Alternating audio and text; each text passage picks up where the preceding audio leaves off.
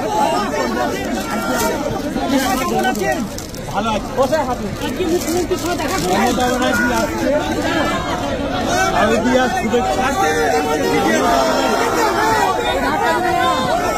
18 মাস পর বাড়ি ফিরলেন অনুব্রত মণ্ডল।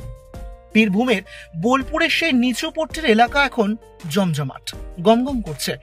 বহু মানুষ বহু দূর থেকে দেখা করতে এসেছেন।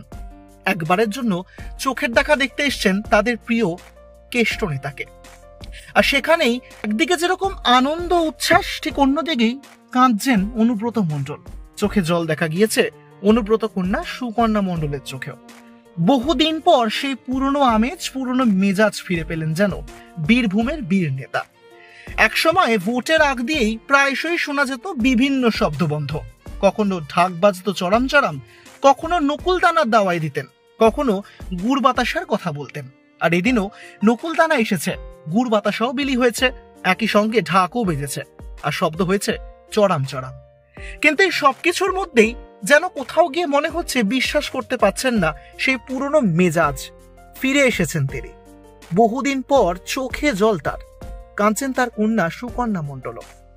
একদিকে যেরকম কড়া পুলিশি প্রহারা, ঘন ঘন মুহুর্মুহু উড়ে আসছে ফুল তার উদ্দেশ্যে।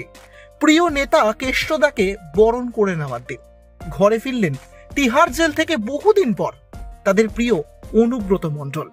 ফের একবার ফিরহাদ হাকিমের সেই মন্তব্য, অর্থাৎ বাঘ বলে সম্বোধন করা হয়েছিল তাকে, সেই বাঘ কি স্বমহিমায় আবার তৃণমূলের জেলা সভাপতিত্ব করবেন?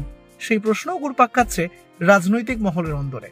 সব মিলিয়ে বীরভূমে যেন এখন সবুজ আবির উঠছে, আক্ষরিক অর্থেও চলছে সবুজ আবির খেলা।